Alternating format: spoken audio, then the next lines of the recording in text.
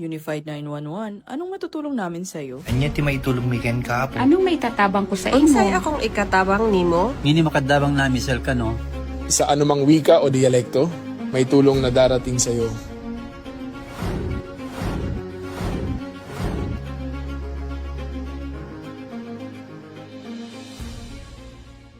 Lilingkod sa bawat Pilipino at magbibigay ng tamang impormasyon para sa tahimik at maayos na Pilipinas. Police News Network, alagad ng batas, tagapagtaguyod ng balitang pulis, sandigan ng mamamayan, patnubay ng katotohanan.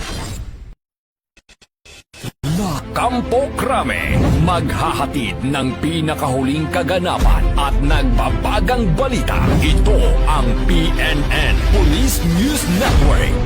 At ngayon, ang inyong mga tagapagbalita. Magandang araw, bagong Pilipinas. Ako ang inyong alagad ng batas, tagataguyod ng Balitang Pulis, Patrolman Edwin Baris. Maghahatid sa inyo ng tamang balita, kwento ng pulis at serbisyo para sa mamamayan. At ito ang PNP News Online. Ang pangunahing balita ng Police News Network, alagad ng batas, tagataguyod ng Balitang Pulis.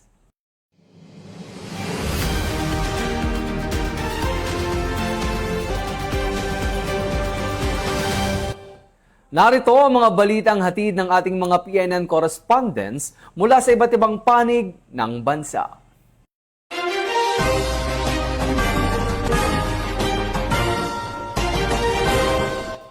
Naghatid ng serbisyong pangkalusugan at programang pangkabuhayan ang mga estudyanteng pulis sa mga residente ng Sitio San Roque, Quezon City bilang bahagi ng kanilang community outreach activity.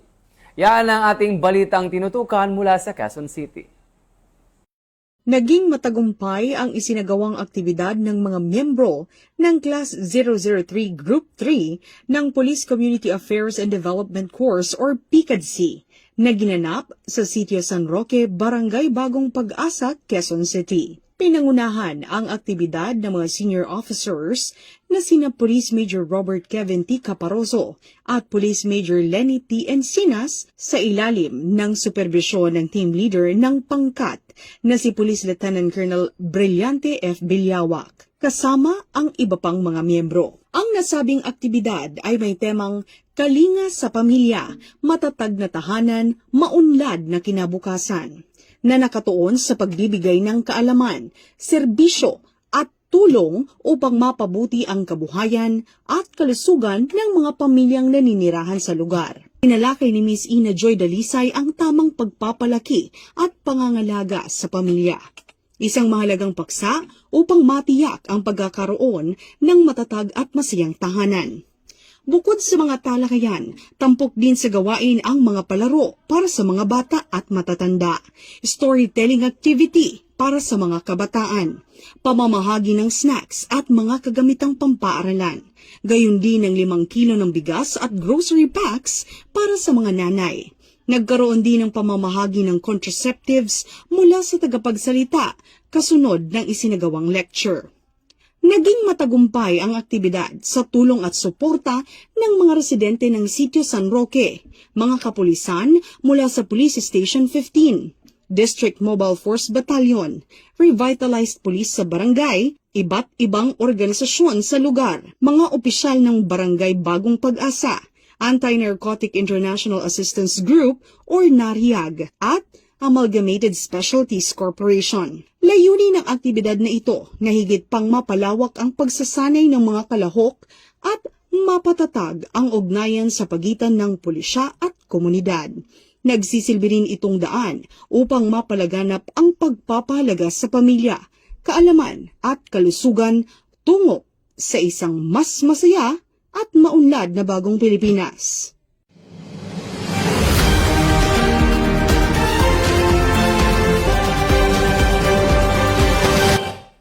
Nakumpiska ng mga otoridad ang tinatayang 4 million pesos na halaga ng hininalang shabu sa ikinasang joint buy-bust operation sa Cagayan de Oro City.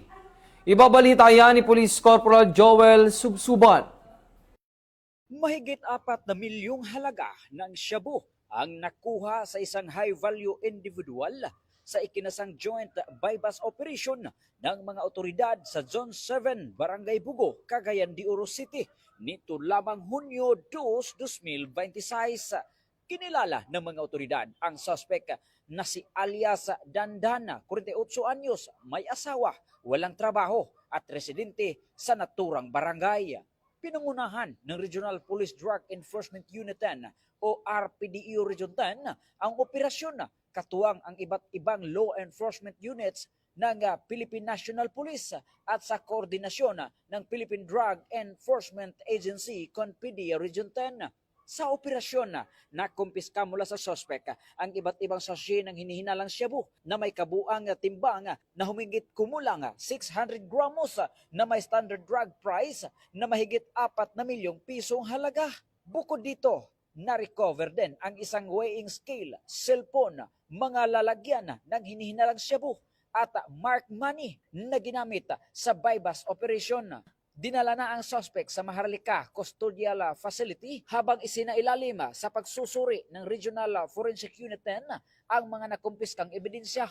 Nahaharap ang suspect sa kasong paglabag sa Section 5 at 11 ng Republic Act Number 9165 o Comprehensive Dangerous Drug Act of 2002. Patuloy naman ang pinaigting na kampanya ng Police Regional Office 10 sa liderato ni Police Brigadier General Christopher N. Abrahano laban sa illegal na droga upang mapigilan ang pagkalat nito sa mga komunidad sa Northern Mindanao. Ito ang bagong PNP para sa bagong Pilipinas, serbisyong mabilis, tapat at nararamdaman. Mula dito sa Campo Alagar, ako po ang inyong Police News Network correspondent mula sa Regional Public Information Office ng Police Regional Office 10, Corporal Joel Lazaro Subsuban, alagad ng batas, tagataguyod ng balitang pulis. Maraming salamat, Police Corporal Subsuban. Mas pinagtibay pa ng Philippine National Police at ng kanilang advisory group sa Cavite ang kanilang ugnayan sa pamamagitan ng isang pagpupulong na naglalayong palakasin ang pakikipagtulungan para sa kapakanan ng komunidad. Yan ang balitang hatid ni Police Corporal Doris Kaisip.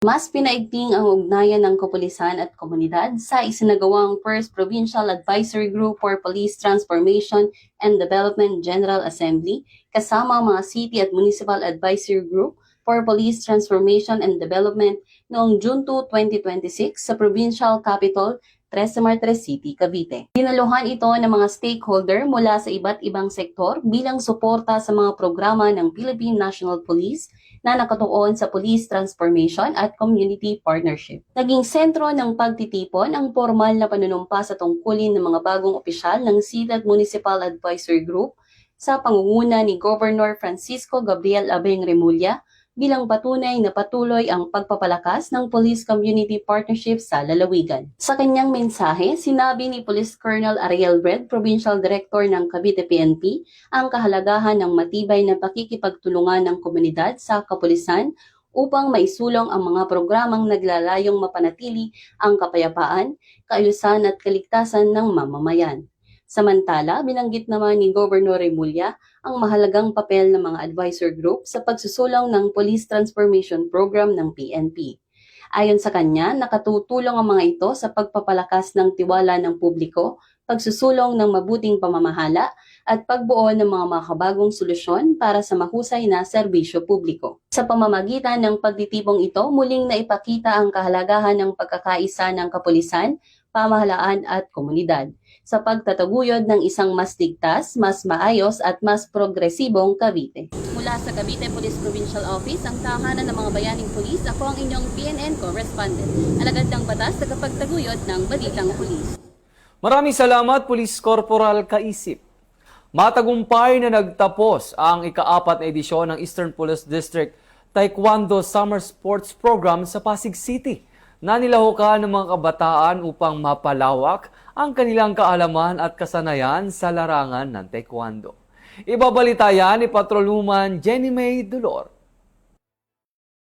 Matagumpay na idinaos ang closing ceremony ng 4th EPD Taekwondo Summer Sports Program for calendar year 2026 na ginanap sa EPD Multipurpose Hall, Caroncho Avenue, Barangay Malinaw, Pasig City. Ang programa ay dinaluhan ni retired Police Major General Roberto B. Fajardo, ang kasalukuyang deputy ng Presidential Anti-Organized Crime Commission, bilang panauhing pandangal. Kasama si Police Brigadier General Melesio M. Buslig Jr., District Director ng EPD, mga miyembro ng Command Group, district staff, at mga magulang na buong suporta sa kanilang mga anak. Nagpamalas naman ang kanilang talento at disiplina ang mga kabataang partisipante sa pamamagitan ng isang skills demonstration ng kanilang mga natutunan sa Taekwondo. Samantala, nagbahagi naman ng isang mensahe si retired Police Major General Fajardo sa mga kabataang kalahok at mga magulang. It's not all about yung strength, no?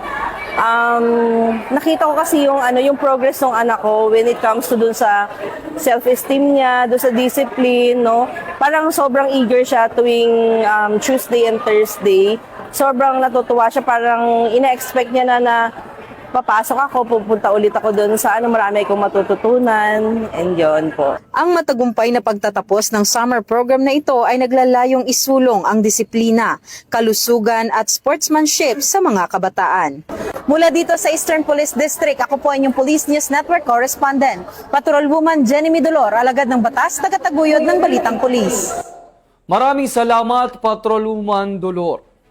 Arestado ang isang lalaki sa ikinasang entrapment operation ng Philippine National Police Anti-Cybercrime Group o PNP-ACG sa Iloilo City matapos umanong manakot na ipapakalat ang mga masiselang video at larawan ng kanyang dating kasintahan. Ibabalita yan ni Patrolwoman Mary Grace Artizuela. Arestado ang lalaking ito sa Iloilo City matapos umanong takutin at i-blackmail ang kanyang kasintahan gamit ang masiselang larawan at video nito. Batay sa reklamo, paulit-ulit umanong pinagbantaan ng suspect ang biktima na ikakalat sa social media ang mga pribadong larawan at video nito kapag hindi sumunod sa kanyang kagustuhan, kabilang na ang pakikipagkita kapalit ng pagbura sa mga ito. Dito na ikinasa ang isang entrapment operation na nauwi sa kanyang pagkakaaresto. Nahaharap ngayon ng suspect sa mga kasong grave coercion, paglabag sa Photo and Video Voyeurism Act at Violence Against Women and Their Children Act o VAUSI. Ayon kay Police Major General Wilson Asweta, Direktor ng PNP-ACG, walang sinuman ang may karapatang gumamit ng pribadong larawan bilang kasangkapan sa pananakot, pagpapahiya o pagkontrol. Ito ang bagong PNP para sa bagong Pilipinas, serbisyong mabilis, tapat at nararamdaman. Mula dito sa Campo Crame, ako ang inyong PNN correspondent, Patrolwoman Mary Grace Artizuela, nagbabalita para sa Police News Network, alagad ng batas, tagataguyod ng Balitang Pulis. Maraming salamat, Patrolwoman Artizuela. Patuloy na pinalalakas ng Masbate Police Provincial Office ang kanilang presensya at serbisyo sa pamamagitan ng isinagawang community outreach activity sa isla ng Diagan. Yan ang balita ni Police Corporal Danete Alba. Sa ilalim ng patuloy na programa ng Philippine National Police na Happy sa Komunidad, personal na bumaba sa komunidad si Police Colonel Jefferson B. Araujo, Provincial Director ng Masbate Police Provincial Office, upang iabot ang pagmamahal at tulong sa mga kabataang nangangailangan sa lugar na ito. Dala ang mga school supplies, mga lapis, papel at iba pang kagamitan sa pag-aaral, pati na rin ang mga tsinelas para sa mga batang kababayang kanilang binisita. Bawat piraso ng tulong ay simbolo ng pag-asa at pangarap sapagkat naniniwala ang ating mga pulis na ang edukasyon ang pinakamatalas na sandata laban sa kahirapan. Ngunit hindi lamang ang mga material na bagay ang inihatid ng ating mga kapulisan. Nagkaroon din ng masayang mga palaro para sa mga bata at pati na rin sa mga matatanda. Isang sandali ng katuwaan at ligaya na nagpapalapit ng puso ng mga pulis at ng komunidad. Ang tawanan at sigawan ng mga bata sa bawat laro ay nagpapatunay na ang presensya ng mga pulis ay hindi dapat katakutan kundi yakapin. Upang higit na mapasaya ang okasyon sa bawat subo at ngiti, nararamdaman ang tunay na pagmamalasakit ng ating mga tagapagtanggol ng kapayapaan. Ang ganitong uri ng aktibidad ay patunay na ang ating mga pulis na Masbate ay hindi lamang nagtatrabaho sa loob ng istasyon. Sila ay lumalabas, nakikinig at nagmamalasakit sa bawat sulok ng probinsya. Layunin nila ang itayo ang tiwala ng komunidad at palakasin ang ugnayan ng bawat mamamayan at ng kapulisan ng Pilipinas. Mula dito sa Masbate Police Provincial Office, ako po si Police Corporal Danet R. Alba, nag-uulat para sa Police News Network.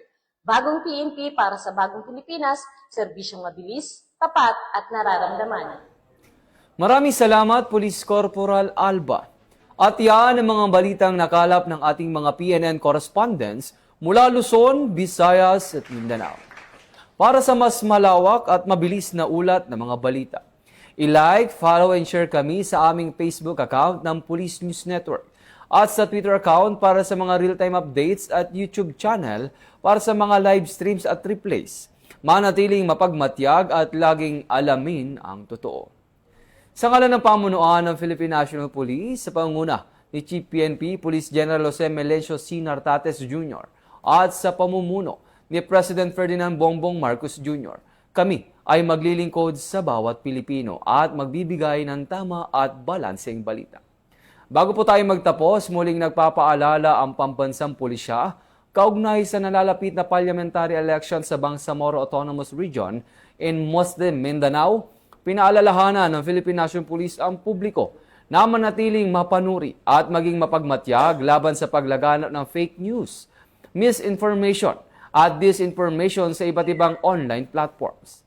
Labanan ng fake news sa BARM, ugaling mag-fact check at magbahagi lamang ng tama, beripikado at mapagkakatiwalang impormasyon upang mapanatili ang kapayapaan, kaisan at pagkakaisa sa komunidad. Mula rito sa tanggapan ng tagapag-ugnay ng pambansang pulisya, ako ang inyong alagad ng batas, tagataguyod ng Balitang Pulis, Patrolman Edwin Baris. Maghahatid ng tamang balita, kwento ng pulis at serbisyo para sa mamamayan. At ito ang PNP News Online, ang pangunahing balita ng Police News Network. At ito ang bagong PNP para sa bagong Pilipinas. Serbisyong mabilis, tapat at nararamdaman.